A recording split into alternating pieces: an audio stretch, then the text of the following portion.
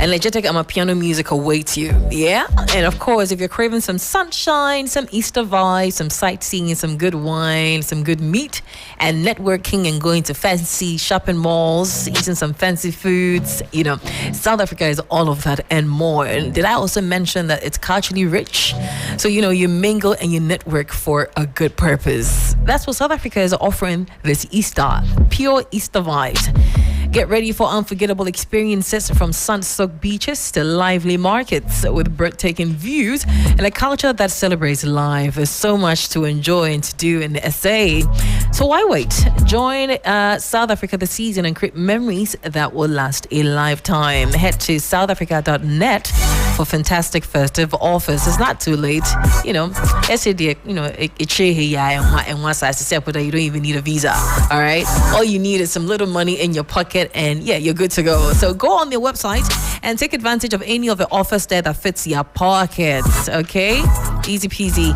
Once again, it's southafrica.net, and they're offering you fantastic festive offers. There's so much more to see up in SA. So I did mention earlier on that for our motivation today, we will be digging into finding purpose.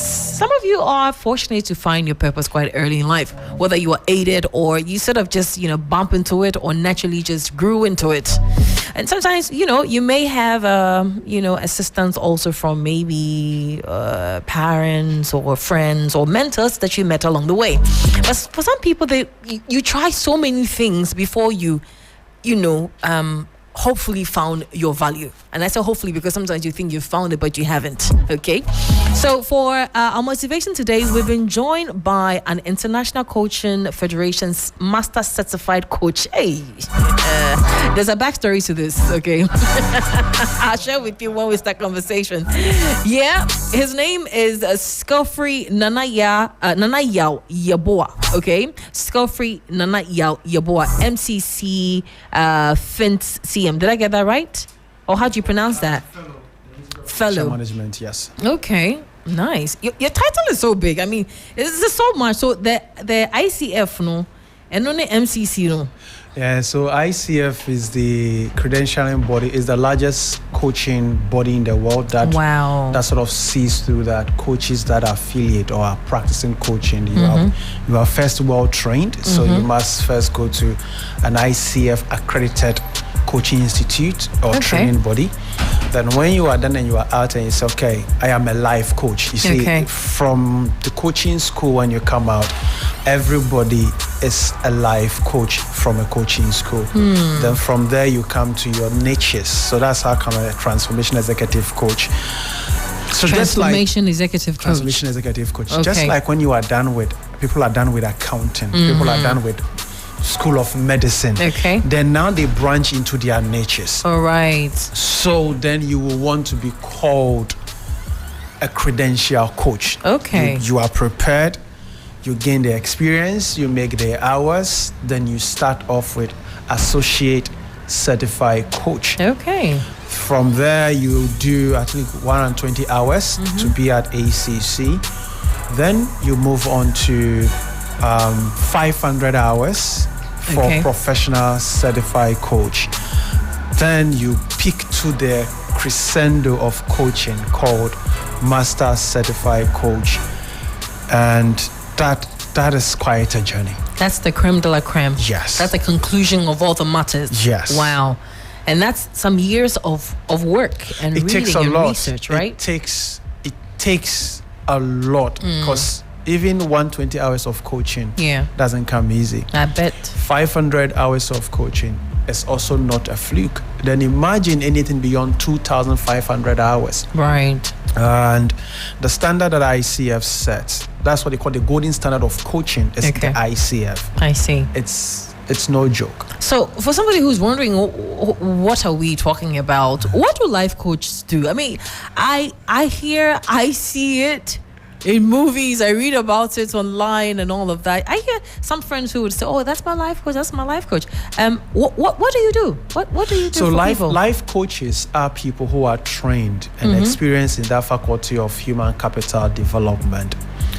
So I'll use my space to say, so I hold a space for you to emerge for you to become aware, for you to explore, for you to expand, for you to deepen, for you to be able to dig deep into who you are the more than you ordinarily would have thought or than you ordinarily would have believed you are. Okay.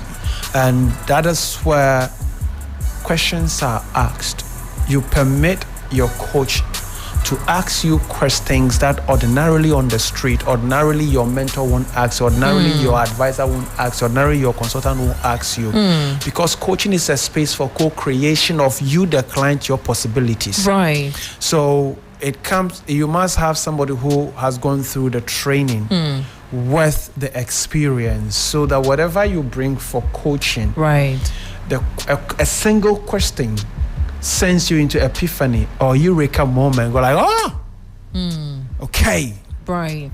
And it is also the faculty of human character development that is backed by neuroscience. Okay. That when you sit with a coach, there are so many things going on in your body than just you may be thinking. And one of the niches I have is what we call the multiple brain integration techniques. Okay. Where we have learned and come to the understanding that you don't even have one brain. Apart from the head brain, you have the heart brain, cardioenterology, neurocardiology. It's quite a complex. No, it's quite complex. So when you sit with a coach, then I need an advice. I needed good. Yeah. We don't belittle all the supporting faculties of human, but in coaching, something else emerges. Because even though the questions are ongoing, we know that beyond the questions, something else is going on in your body. Yeah. So that's what we say your neurology. The neurons in your body are firing. Right. The term called neuroplasticity. I see. So how do you find your clients? They come to you, or you identify and then you offer help? You don't. So it is the mix of the two. Right. People who know that there is a space in time where they require the service of a coach, and that knowing, I will call the intuition sense, that knowing that at this point I don't need a consultant. At this point, it's not an advisor I'm looking for. Right. At this point, it's not just a mentor I'm looking for. I'm looking for a partner who can hold the space for my safety, my trusting, and my vulnerabilities, so I can be me. Right. Because it is in the being of the me, as we call it, that you expand. Okay. And like I said, because it is backed by neuroscience, that a part of your making called the vagus nerve, whose sole job is to flip between three states: safety, threat, and danger. So when you go into coaching, it's a space where safety and trust is anchored.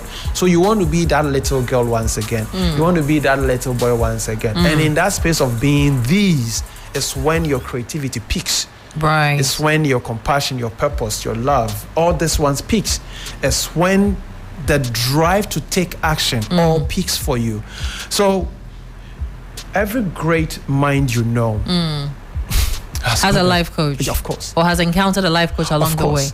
Great. I mean, it's good that it's interesting that you mentioned purpose, because that would be the focus of our conversation. When it comes to conversation about finding purpose, life's purpose, it can sound very abstract. Because then the daunting question about where do I start, which one is it? Does indeed everybody have a purpose? And is this purpose assigned, or is it, when I say assigned from creation, or we have to ascribe, we need to ascribe it to ourselves? From my school of thought, or from where I come from, even in the coaching spectrum, I have one branch we call ontological coaching. Okay. Where we study your being. Okay. And in that being, we know no one is here by an accident. And so far as you are still breathing and you have life in you, there is a purpose to why you are here. So one of the things I write by as a philosophy is every life is at stake. For me, that is why I do what I do. And if every life is at stake, or a life is at stake, then I, the coach, it is my quest to continually hold a space for whoever that comes to my space to say, I need your services to fashion out A, B, C, D. Right. So the subject matter of purpose, just observe the ant. Isn't there a reason why the ants are alive? Absolutely. Even the worm. Isn't there the worm that has no eyes but has got a system in Only place? that the ants can be a nuisance when they bite you. It is part of their it is part of their being to bite. Yeah. So to let you know maybe you are not in the space of safety. So they are living their purpose. Look at your dog. Look at your cat. Look at the horses, the rivers, the trees, the air we breathe, the sun that shines, the moon that comes up, the stars and everything. None of this is out of design. Right. They are all in a design. And if all these are in design, what about you, the human being? That means you're also part of a design. And how do you find that purpose? I mean, and again, is a purpose given to you right from creation, or you have to figure it out? I like the thoughts that is coming through. That do you have to figure it out? Does it come to you and everything? Yeah. For example, how do you know you want to wee? Oh well, biologically things stir up and then. No, so let's use these natural biological sense to say, okay, if you know there's a point in time in the day, even in midnight, your body wakes you up to go and pee-pee. There's a time your body wakes you up to go and pee-pee. How do you know you are hungry? Your body stimulates, we need energy to get you to move. So now we are at a low range of the energy we require. So you want to put in food. It's the same way that we all at a particular point in time sense, feel, and experience ourselves that we are here more than just existing. We want to live. And it is in living that you want to say, okay, what specifically am I living for? Right. Then you live until you are dead. Then it's when you are buried, then your legacy get resurrected. Right. So you're able to scan life and ask yourself, what am I here for? Who am I for what I am here for? And it is in these questions that you are able. I think Saturday I was speaking somewhere and I said one of the mistakes we make is we misequate career to main purpose. I was going to come to that. Because career is for survival.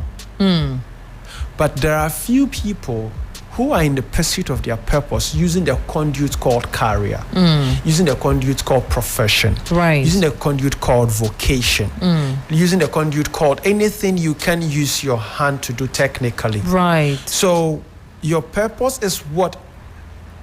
So let me put it this way. When you look at your car, what is the purpose of the car you have? I mean, to move you from one point to the other. One point to the other. Yeah. So if you don't have a destination to go, what's the sense of the car?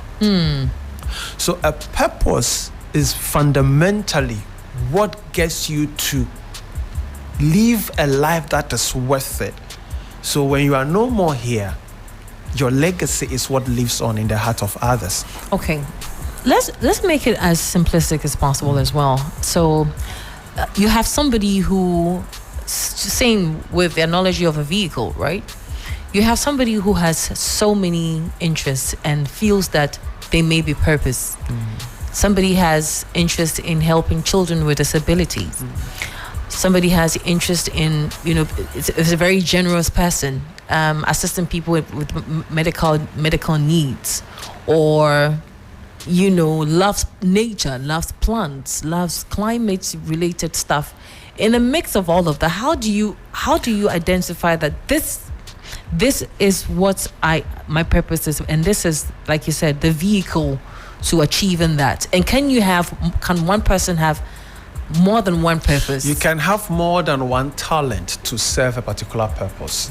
You can have more than one talent. You can have more than one talent to serve a particular purpose. That is why we call a certain gift ambidexterity. That means you have both the left-right axis to support you to achieve a certain purpose. What is very profound is when you know talent exists, then you know they are not there by accident. They are to put to use to achieve something, to support life. Right. So mostly what I ask people is, what are you either angry about in life, or what are you hungry about in life? These two things. What are you either angry about in life, or what are you either hungry about in life? When you say angry about in life, that, for instance, when you look at your environment, what makes you trip? This is not an ordinary way for things to be done. Right. And you wish you can do something about it. That is anger. Okay. Or you see kids, you see adults, you see sick people, you see babies, and you are hungry to want to do something that makes their life better. Okay. At least these two things, these two ways are what I ask questions. Some encounter their purpose having gone through a situation. Right. Not all of us go through situations and survive. So mostly, I don't encourage that route. I rather encourage the route of testing what you are hungry for. Right. And what do you thirst for. And what sets you on the edge to want to do something about something. Because anger, hunger, thirst, they are all good emotions. They are all good things that are designed to support us. It's interesting that you bring us to this point. Now, so if somebody, is it possible, right? And would you say it's normal to be angry, hungry, and what's the third one you used? Thirst. Thirst for the same thing. If you have the same motive running through all three of it, then can you then say that that's my light bulb and that's my purpose? I had the privilege as a leadership student to study global leaders, ancient days and contemporary. And one of them that I mostly used to cite an example is Florence Nightingale. Right. The nurse? The nurse. This was a woman who was born into influence and affluence. But there was something unique about healthcare that kept driving her anger. That people were not being cared for the right way. Right. So you see, she came from affluence, she came from influence. Yet, for her to be able to exercise and redefine and modernize nursing, she had to move away from that center of affluence, influence, and everything, and entered into the space. So she was at the Crimean War. And that was where she understood the nitty-gritties of healthcare from the nursing perspective. Wrote all the articles, wrote all the documentaries, did everything. So she was hungry to see lives saved. She was angry about how people who have gone to war, get wounded, get bruised, were being catered for. And was touched to see that nursing was like a field that had no respect, had no prestige, had nothing. So she stepped into that space of hunger, anger, and thirst to be on the quest that has brought nursing to where it is today. And when she died was when it blossomed. The military and the UK government understood that, whoa, her works, her articles, the one that were not even in public domain yet, that got released. So that is the space that purpose comes from. You know, sometimes you have conversation with people and they would, when you're talking about, you know, pursuing life purpose and all of that, some would, and correct me, you know, this is just feedback that I get from people. Some would say it's expensive. I have to go study this course or do that. Is finding purpose necessarily expensive? Is it supposed to be expensive? So I like the way you put it. There is no purpose that is not valuable. If there is no value in that which you set yourself to be and explore, then it's not purpose. So let's bring it to our part of the world. We are a very hungry survival people. And And I'm not using hunger for the greater good. I'm using hunger for food and survival. We just want to exist. What will sort us out today? So that is it. So we all, a majority of us are in that float of space of just want to survive and exist. So we are only hungry for food. So that is how come the average African break through into business. The first thing they do is they want to buy cars. They want to build big mansions. They want to. Then in the reverse. But what is wrong with buying a car? But you see in the reverse. Yeah. They want the greater good of impact. So this is where the theory of whether it is expensive or is valuable comes in. Right. Because whatever is valuable to you first comes at a sacrifice. You know, when you pick diamond, I have family growth in Akwetia. When you pick diamond from the caves or wherever you find it. Yeah. Do you know it does not glitter? Absolutely. It's dull. It's dull. It's as nasty as rock, any rock, until it goes through polishing, goes through cutting.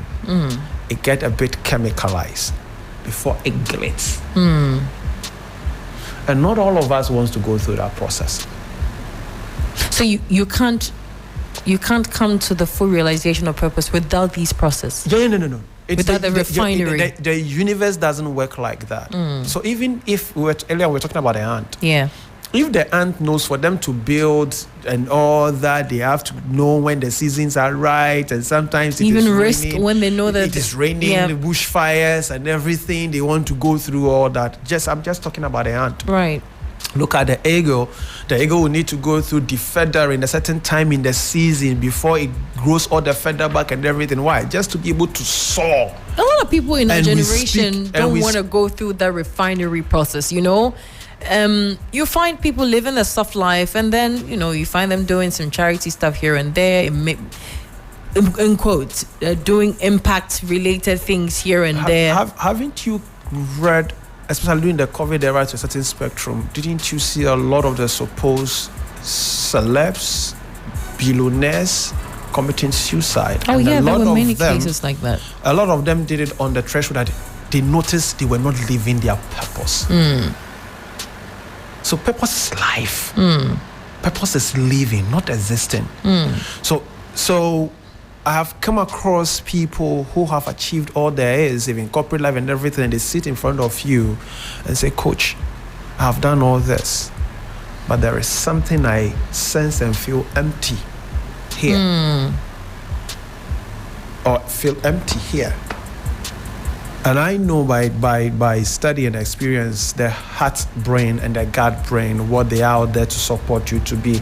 So you can cognitively get things done. Right. But when your heart does not belong there, when your gut is also not there, you are only existing. You are not living it. And so you may have everything, but the one who has got his purpose defined. Right. When you meet them, there is this sense of aura around them.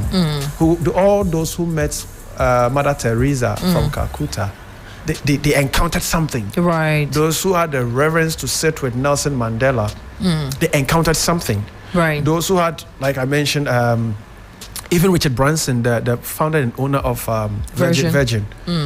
When you sit and encounter him, there is a way. I mean, somebody who virtually stammered, somebody who didn't yet look at what he's been able to achieve.